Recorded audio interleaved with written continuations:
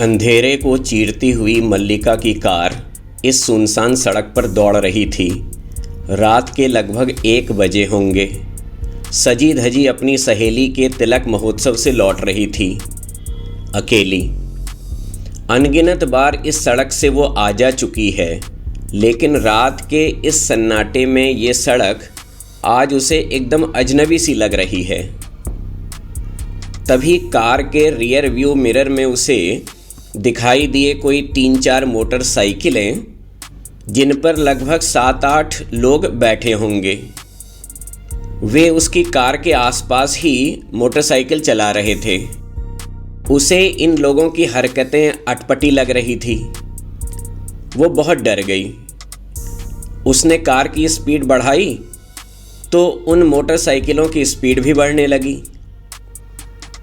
उसका घर अभी लगभग 12 किलोमीटर दूर है। आगे चौराहा आता है। घर पहुंचने के लिए उसे चौराहे से सीधे जाना पड़ेगा, लेकिन वो रास्ता तो एकदम सुनसान है। उस रास्ते में होने वाली अनेक शर्मनाक घटनाएं अक्सर समाचार पत्रों की सुर्खियों में होती हैं। चौराहे से दाएं तरफ जाने वाली सड़क सुनसान तो नहीं है, पर कोई सभ्य व्यक्ति उस रास्ते से जाने से बचता है। कम से कम रात के वक्त तो कोई सभ्य व्यक्ति उस रास्ते से नहीं जाता। इस रास्ते में रेड लाइट एरिया है। जी हाँ, रेड लाइट एरिया। यहाँ पर होने वाले देह व्यापार पर दिन की रोशनी में होने वाली सामान्य गतिविधियाँ पर्दा डाल देती हैं। समाज सेवकों और समाज सुधारकों को भी दोपहर में यहाँ पतिता नारियों को प्रवचन देते सुना जा सकता है। इनमें से कुछ सज्जन रात के समय भी यहाँ कुछ अज्ञात कारणों से दिख जाते हैं। चाय समोसा के छोटे मोटे ढाबों से निकलता धुआं मानो इस जगह के काले कारनामों को अंजाम देने वाली इमारतों पर पर्दा डालने का कार्य करता है। लेकिन रात के वक्त इस सड़क पर देह व्यापार के लिए ग्राहक ढूंढती कुछ औरतों और उनके दलालों के अतिरिक्त शायद ही कोई दिखता हो। चौराहे से बाईं तरफ जाने वाली सड़क इस शहर की सबसे व्यस्त सड़कों में एक है। दिन में अक्सर यहाँ जाम लगा रहता है। लगभग सभी राजनीतिक दलों के ऑफिस और कई धर्मों के धार्मिक स्थल यहाँ होने के कारण इस सड़क से होते हुए दिन में गंतव्य तक पहुँचना टेढ़ी खीर है। लेकिन रात के वक्त इस सड़क के इर्द गिर्द बसे इन प्रतिष्ठानों के कार्यकर्ता अपनी दिन भर की थकान मिटाने के लिए सड़क के किनारे ही जमावड़ा लगा लेते हैं। महिलाओं, शोषितों, वंचितों की चिंता व्यक्त करते करते और अपने अपने मजहबों की महान बातों को बोलते बोलते, दोहराते दोहराते इन कर्ता धर्ताओं का गला सूखना लाजमी है। मदिरा पान से गले में ताजगी आ जाती है। यह भी क्या कोई बताने वाली बात है। चखने की व्यवस्था के लिए दोनों शाकाहारी और मांसाहारी किस्म की व्यवस्थाएं आपको यहाँ दिख जाएंगी। अगर आप पुरुष हैं तो किसी रात आप यहाँ से गुजर कर देखिए।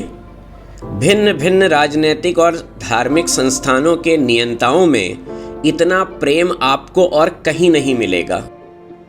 कृपया महिलाएं यहाँ न रुकें, अन्यथा दिन और रात का अंतर क्या होता है, कथनी और करनी में कितना अंतर हो सकता है, इसका प्रयोग अगर आप पर हो तो अच्छा नहीं रहेगा। अब मुझे लगता है कि आप मल्लिका के मस्तिष्क में चल रहे ऊहापोह को समझ ही रहे होंगे। मल्लिका 2-3 मिनट में चौराहे पर पहुंच जाएगी। उसे तुरंत ही निर्णय लेना होगा कि वह क्या करे, दाएं जाए, सीधे जाए या बाएं जाए। आज उसे लग रहा है कि वो जिंदगी के एक ऐसे चौराहे पर पहुंचने वाली है जिस पर मिलने वाले चारों रास्तों में बस अंधेरा ही अंधेरा है। पता नहीं उसके मन में क्या विचार आया।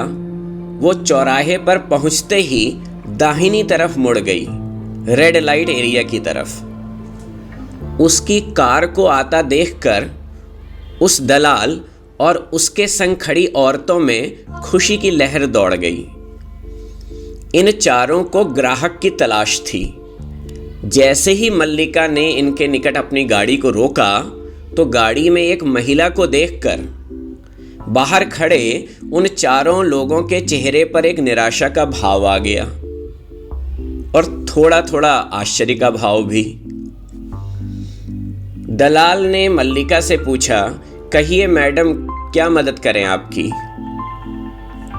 मल्लिका को पता नहीं क्यों कुछ ऐसा एहसास होने लगा था कि शायद अब वह उन बाइक पर सवार आवारागर्दी करते लफंगों से निजात पा सकेगी। पता नहीं कैसे बिल्कुल भी संकोच न करते हुए वो उस दलाल से बोली, भैया इनका एक रात का रेट कितना है? दलाल और वो तीनों औरतें कुछ आश्चर्य में आ गईं। हालांकि इस धंधे में रहने वाले लोगों ने इतना कुछ देख लिया होता है कि शर्म, लिहाज, आश्चर्य जैसे शब्द अब इनके शब्दकोश में नहीं हैं। खैर, दलाल और इन औरतों में एक खूबी थी कि वे अपने काम से मतलब रखती थीं, अपने काम में पूरी ईमानदार थीं। दलाल बोला, मैडम एक रात का एक औरत का 1000 रुपया। मल्लिका ने कहा, मंजूर है, आप तीनों मेरे साथ चलो। क्या भैया आप भी मेरे संग चल सकते हैं? मैं आपको भी 1000 रुपये दूंगी। जल्दी बैठिए भैया गाड़ी में।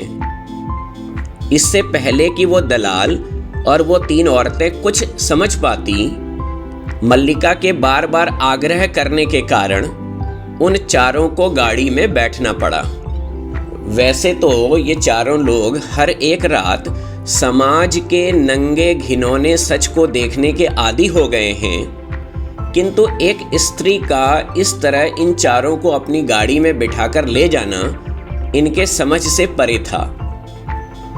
लेकिन इन चारों को गाड़ी में बैठने में कोई खास झिझक या डर नहीं था, क्योंकि इनके पास खोने को कुछ नहीं था। कम से कम इन 3 औरतों के पास तो खोने को कुछ भी नहीं बचा था। अब मल्लिका ने चारों को गाड़ी में बिठाकर गाड़ी बैक की और चौराहे पर आकर अपने घर की तरफ वाले सुनसान रास्ते में चल दी। अब उसे कोई चिंता नहीं थी, क्योंकि उसकी गाड़ी में अब वो लोग बैठे थे जो लोग दिन में और रात में एक ही किस्म के धंधे की बात करते हैं। ये लोग दिन में अलग और रात में अलग चरित्र नहीं दिखाते। ये लोग दोगले नहीं हैं। और हाँ, अब तो गाड़ी में एक मर्द भी था। मर्द का तो काम ही होता है नारी की रक्षा करना। घर पहुंचकर मल्लिका ने चैन की सांस ली, अपने पर्स से 5000 रुपये निकाले और उस दलाल से कहा कि भैया प्लीज आप लोग 1000 रख लेना और बाकी पैसों से आप टैक्सी करके वापस अपने ठिकाने पर चले जाना। वह दलाल मल्लिका के सिर पर हाथ रखते हुए, उसको दुआएं देते हुए उन 3 औरतों को लेकर वापस अपने ठिकाने की तरफ चल दिया। उन चारों के अंधेरे से एकाकार होने तक मल्लिका उनको एकटक देखती रही। पता नहीं क्यों उसे मलाल हो रहा था कि वो विदा करते समय इन तीनों स्त्रियों से गले क्यों नहीं मिली। और इधर मल्लिका के माँ बाप बहुत चिंतित सी अवस्था में घर के गेट पर ही खड़े थे। तुरंत पिता ने मल्लिका को गले लगा लिया और बोले कि बेटा इतनी देर हो गई, हम लोग तो घबरा ही गए थे। बेटा ये 4 लोग कौन थे? मल्लिका बोली, पापा ये फरिश्ते थे, पापा ये फरिश्ते थे, पापा ये फरिश्ते थे।